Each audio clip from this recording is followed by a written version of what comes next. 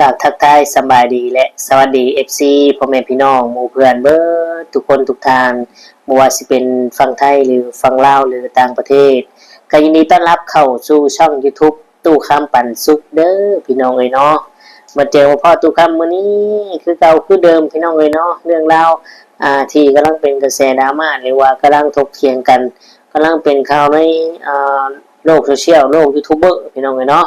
ว่าสิเป็นเรื่องบ่าวน้อยโชว์โกงหักหลัง FC หักหลังเพื่อนตัวเองก็ยังดำเนินการไปตามกฎหมายคือเก่าพี่น้องเอ้ยเนาะแต่ลักๆปัจจุบันนี้เนาะพี่น้องทางบ่าวน้อยปักเซเนี่ยรู้สึกว่าจะมีความผิดจริงเนาะได้โอนเงินคืนให้ทางน้องเดียเป็นทีเรียบร้อยและอยากเข้าไปหาน้องเดียให้น้องเดียต้อนรับในเด้อเพิ่นว่าเนาะพี่น้องซึ่งนั่นแสดงให้เห็นว่าทางบ่าวน้อยเนี่ยได้ทำผิดอีหลีพี่น้องเอ้ยเนาะแต่ทางบ่าวน้อยก็ยังบ่ออกมายืนยันอีหยังมีแต่ว่าปล่อยให้ทางบ่าวโบเฮ็ดไปเดี๋ยวค่อยเอาที่หลังชุมเจ้าหนาวเพิ่นว่าเนาะพี่น้องเนาะตามที่ว่าเฮาได้ยินข้อมูลมาพี่น้องเอ้ยเนาะแต่เรื่องบ่าวน้อยปักเซ่พี่น้องเนาะแล้วก็เข้าไปชมไปเบิ่งเนาะอัปเดตทางเรื่องราวของน้องเดียพี่น้องเดี๋ยวทุกคำจะพาไปเบิ่งเนาะน้องเดียคนก็ได้คุยได้เปิดใจคุยกับบ่าวอย่างแหละพี่น้องเลยบ่าวลำมาบอกหรือบ่าวอย่างทุกคำก็ลืมเนาะเดี๋ยวทุกคำจะพาไปเบิ่งในคลิปแหละเนาะเพิ่นก็ได้เปิดใจคุยกันเรื่องราวเป็นจังใดที่ไปที่มาเนาะพี่น้องและยังมีอีกเรื่องนึงพี่น้องเลยเนาะที่ว่าเฮายังติดตามแล้วก็ทุกคนหยิบขึ้นมาทกมาเถียงมาตอบโต้กันเนาะนั่นคือเรื่องราวของ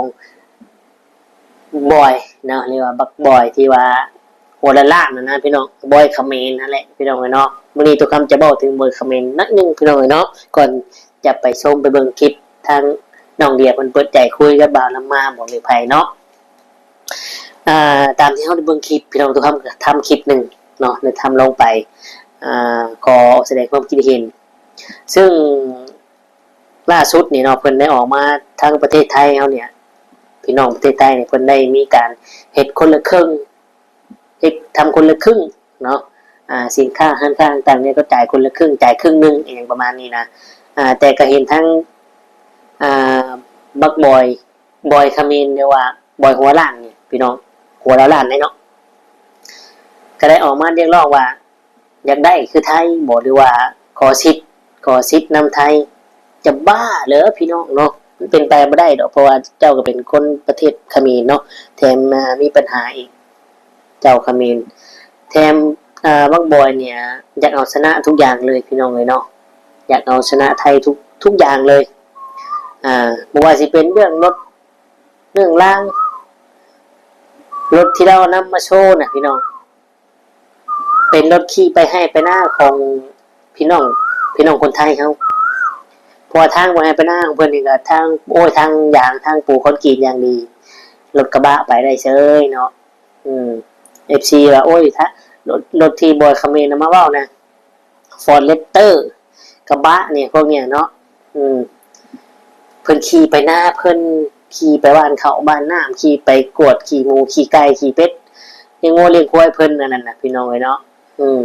นับประสาบิช้างรถดูขนาดฟอร์ดเลสเตอร์บ้านเจ้าน่ะว่ารู้แล้วพี่น้องชาวไทยเขาเนี่ยขี่ไปมื้อหน้าพี่น้องไปเก็บขี่ไก่ขี่งัวกวดขี่งัวอยู่หน้าหั่น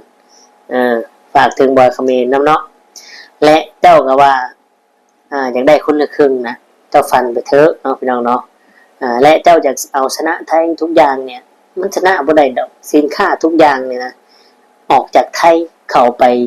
บ้านเจ้าอีกเข้าไปเขมรพุ่นน่ะฟังรู้เรื่องบ่ค่อยเว้า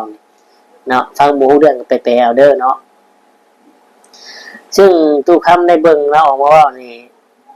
แล้วก็เห็นหลายคนเอามาดิสั้นแล้วก็คนวิพากษ์วิจารณ์ออกความคิดเห็นกันโยงถึงออกข่าวนำเนาะเพิ่นเว้านี่พี่น้องเอ้ยเนาะเว้าอวดเว้าอวยเว้าเจ้าของหั่นนะว่าพี่น้องว่าเห็นบ่อย่างล่าสุดเนาะที่ตู้คำเอาลงไป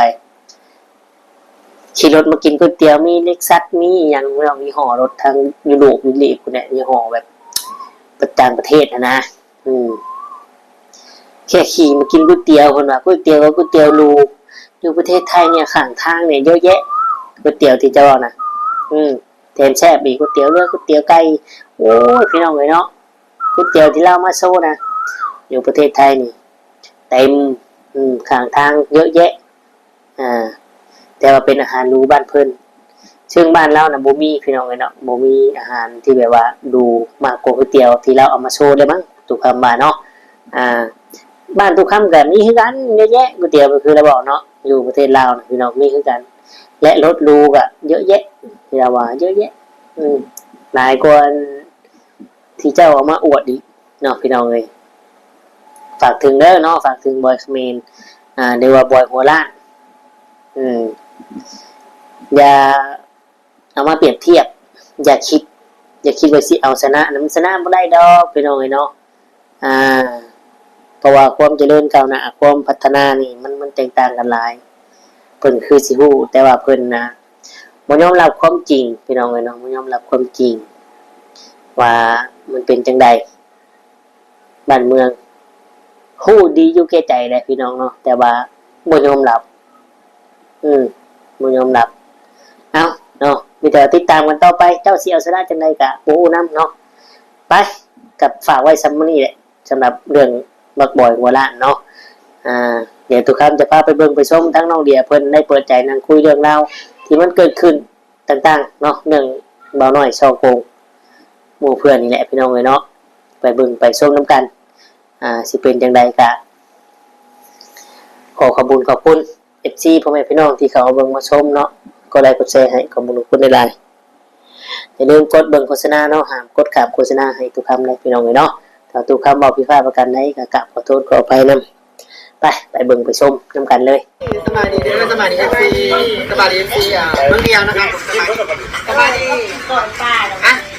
เมื่อนี้ก็ได้มาเจอเนาะได้มาเจอได้ป่ะได้วันนี้ก็ได้มาเจอน้องเดียนะครับผมเนาะคนที่ผู้ที่เสียหายนะครับเนาะผู้ที่เสียหายและสิมาถามมาเริ่มต้นเป็นมาจากไหนเนาะตอนแรกตอนเริ่มต้นเลยก่อนที่จะเจอปัญหาแบบนี้ว่าเจอแบบไรก่อนนะน้องเดียสบายดีได้หรอสบายดีน้องที่บ้านน้องสิท้ามอ่านก่อนนะถามมาเลยอยากถามว่าอีมิวนี่จากไหนมันจะเป็นของแบบที่แจกเวลาแจกที่สองเนาะจะได้จะเป็นอีมิวมาก็เป็นไอทุกคนเอาตั้งแต่ต้นเลยเนาะตั้งแต่เริ่มต้นเลยเนาะก็คือเริ่มต้นได้ให้เขาสั่งซ่องให้เนาะก็คือบ่าวน้อยปากเซ่ได้สั่งซ่อง YouTube ให้อีเมลตัวนี้ก็คือบ่าวน้อยปากเซ่เนาะเป็นคนสมัครให้แล้วได้เสียเงินแล้วป่ะเสียเงินค่า4,000 บาทตอนแรกเราบอกว่าถ้าเป็นคนอื่นเราเอา 6,000 บาทนะตอนแรกแต่นี่คือดอกกันแม่กันเราเอา4,000วันนี้เราก็เลยว่าอันนี้รู้จักกันลดให้แล้วว่าเหลือ 4,000 บาทซองนั้นผ่านเหรอซองนั้นผ่านไปแล้วผ่านโค้ดแล้วก็คือรอว่าจริงๆเนาะก็คือรอให้ครบ100 เหรียญก็คือได้ถอนเงินนะประมาณนั้นแล้วน้องก็คือว่าตอนที่ถือแจงมาน้องก็คือว่าเป็นยังคันว่าของบอยขมิ้นเป็นยังคือว่าเป็นซื้อจีเมลของคนดาวแต่น้องก็บ่ค่อยหูจักได้ตอนนั้นแม่แล้วก็บ่เคยไปเบาไปออกคลิปเบาแนวนั้นแนวนี้พอคิดว่าพออ่านภาษาอังกฤษออกบอกคนสื่อนักศึกษาก็ได้แบบส่งไปถามผู้นั้นส่งไปถามผู้นี้หลายคนแล้วก็โดนมาจนถึงว่าเป็นในระดับสองไห้แม่ระดับสองไห้แล้วจุดเริ่มต้นเป็นอะไรเนาะไปลงคลิปผู้ใดเอาคลิปบอยคำเมียนหรือว่าเอาคลิปผู้ใดมาลงเขาถึงมาเรียกเก็บเงินค่าลิขสิทธิ์คลิปนั่นเอามาจาก2ไอโบเป็นคลิปของมีผู้หญิงคนไทยคนหนึ่งแล้วก็เป็นคลิปของบอยคนนี้นำตอนแรกก็ตอนแรกหูที่บอกที่ว่าเขาไอโบโหลดเนาะไม่ได้คิดว่าไอโบบอกเป็นคนมาแจกฟีดแล้วก็อย่างไรเงินน้ำจะสิบอกว่าคิดด้วยใจนะตอนแรกนะแต่ว่าก็บ่เคยไปบอกนิสัยแต่ได้เซยไปแค่ว่าจังอ่านแล้วถามตามภาษาเราแล้วถามก็บ่กล้าบอกเราคงคิดว่าเป็นไอโบอะไรที่แรกนะก็คือคิดแต่เขียนในใจ บัดนี้ก็เว้าน้องก็น้องจันว่าอู้นั่นคือเฮ็ดแบบนี้วะตอนแรกนะแต่ว่าก็เซยไปก็จนได้มาบอกแล้วจังว่าเราเว้าให้ฟัง จะเห็นบัญชี เห็นหนึ่ง โอ้ยเป็นบัญชีเนี่ย บัญชีเมล หน่อย เมลบอก บัญชีโอนเงิน โอ้บัญชีโอนเงิน เป็นบัญชี เนี่ยบ่น้อย เมียบ่น้อยปากเซ คันเพิ่นบ่ส่งคันบ่ถามเพิ่นก็บ่ส่งมาให้เด้คันเพิ่นบ่ส่งมาให้ก็บ่ฮู้อีก ห้องแบบคิดว่ามันแล้วตอนนี้ก็เดี๋ยวไป แล้วเนี่ยตอนนี้โพสต์เขาโพสต์ให้ได้ไหมเนี่ยบ่ แล้วก็ไทยได้แล้ว เนี่ยผู้ใดเป็นคนโพสต์ว่ามาโลดบางเหมือนการเซ่เนาะ บ่น้อยปากเซเป็นคนโพสต์ให้แล้วเงินบัญชีที่โอนเงินไปก็คือบัญชีเมียบ่น้อยปากเซ อันนี้ก็บ่แน่ใจเพราะว่าอ่านภาษาอังกฤษบ่ได้แต่ว่าเขาจะว่าเป็นบัญชีเมียเราบ่แน่ใจอาจจะมีเราตัวภาษาอังกฤษไปว่าขวัญโอ้แม่นเพราะว่ามีเรา ตอนที่เขาเริ่มตอนแรกก่อนคือว่าบ่น้อยสิรับแก้ให้ นี่หลักเลยเนาะถามเลย บ่น้อยรับแก้ให้ อย่าไปตัดเอาเลย บ่เป็นหยังก็เว้าไปเลย เราก็จะได้นำตามชื่อขาดครับ เดี๋ยวตัดเอาช่วงนี้ออกก็ได้เดี๋ยวตัดเอาช่วงนี้ออกก็ได้ บ่ตัดแล้วก็เว้าไปเลย เราไปเด้อดูนะยกกันตอนแดก เอาเว้าเลย ไม่มีความสุขเสียตอนแดกฮะวิวทรงมาวิจิวทรงมาแล้วที่นี่ทรงมาก็ได้ไปทำเบาน้อยแล้วก็ไปทำส่องไอ้ตู้เราคือตามภาษาบาลาวแล้วก็ทำส่องไอ้ดุ้ยเบาดุ้ยแล้วก็ทำไอ้บ้าหลายคนนะที่ทำส่งไปให้เขาจะมันอีกคนติดต่อมากกว่ามูหันเมนไอ้น้อยเบาหน่อยไปเสร็จแล้วต่อมากกว่ามูเมนแล้วว่าส่องนี่โดนแจก2เทื่อแล้วเด้ออีกเทื่อเดียวปิวเด้อจังซี่นะพี่น้องก็ตกใจถามว่าอ้ายแกไรบ่แล้วก็ว่า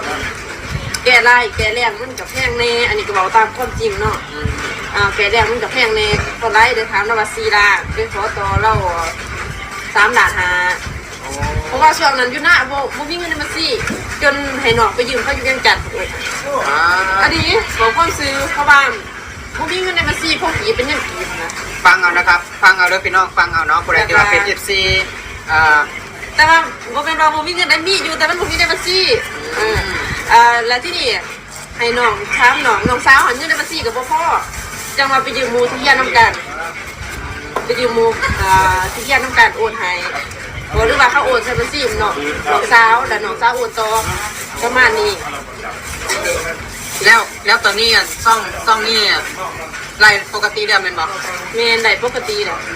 แล้วได้ยินหลายคนเขามาคอมเมนต์มาเขาโอนเงินขึ้นมาให้อันนี้บอก แม่นได้โอนมาให้แหละได้โอนคืนให้ จะคือครบจำนวนที่ว่าน้องโอนไปเป็นบอก บอกตามความจริงเลยเนาะ เขาตามความจริงเลย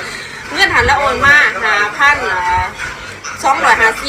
5,000 บาท แม่นเพราะว่าระหว่างเราบ่มีเงินกีบเราได้โอนให้เป็นเงินบาท แล้วโอนกลับมาเงินบัญชีเงินบาทนั้นเป็นบัญชีผู้ใด บัญชีทหารเพราะว่าน้องบ่มีบัญชีเงินบาทเป็นเอาทหารส่งให้แล้วทีนี้มันถือพัน3ล้าน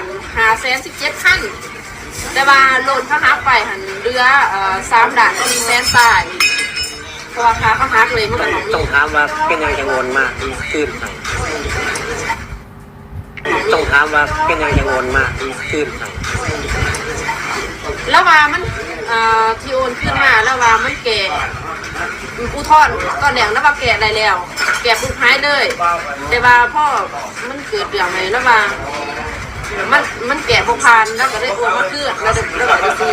บอกว่าแก้วพา แกว่าทานที่ว่าปู่เรื่องว่าปวดตายหูมันเนี่ยปู่บักน้อยแล้ว ฮะ อันนี้กับโบฮูว่าเป็นคำแก้ตัวของเขาบ่ด้วยจังไหนเนาะเขาที่เขาบอกว่าแก้บ่ได้ ตอนเนี้ยเขาตอบว่าแก้ได้เป็นบ่เนี่ยตอนเนี้ยเขาบอกว่าแก้ได้ แต่พอสุดท้ายเขาบอกว่าแก้บ่ได้ หรือว่าเขาผู้ข่าวว่าคุณไม้นี่ตอนเนี้ยแบบอยู่ตอนนั้นอยู่ฝั่งไทยเนาะว่าเห็นไปแจ้งความอย่างกันเนาะว่าตอนนั้นก็คือตอนนั้นกับโบฮูเรื่องคือกันเนาะก็เห็นซ่องนี่แหละซ่องพี่ตูเนาะซ่องพี่ตูเห็นมันนั่นน่ะเห็นไอ้เพิ่นเนาะกับผู้ดีสิเข้าไป สบายดีอีกรอบพี่น้องกันเนาะตัดภาพมากะเห็นตัวคำคือเก่าหลังจากที่เขาได้ฟังได้นางเบิง ทางน้องเดียกับอ้ายคนนี้เพิ่นคุยกันเนาะว่าเรื่องราวต่างๆเนี่ยมันเป็นจังซี่พี่น้องเอ้ยเนาะซึ่งข้อมูลหลักฐานมันมีในกันแน่ชัดนั่นแหละว่าบ่าวน้อยปักเซนผิดแน่นอนแต่ว่าเพิ่นว่าถ้ายังอยู่ไทยอาจสิจับได้แต่ถ้าอยู่ลาวเนี่ยอาจสิใช้ชีวิตสบายลอยนวลได้ปกติเนาะพี่น้องเนาะเอ้าก็คือคนทุกคนฮู้แหละเรื่องราวกันเนาะพี่น้องเนาะเป็นจังไดทุกคำก็คือจะขอตัวจบคลิปอำลาพระจากคุณแม่พี่น้องไปเนาะขอขอบคุณหลายๆที่เขามุงมาชมก็ไลค์ก็แชร์ให้เด้อเนาะท้ายนี้สุดนี้ทุกคำก็คือจะได้ขออำลาพระจากพ่อแม่พี่น้องไปก็คือจะได้กล่าวคำว่าสบายดีและสวัสดีครับ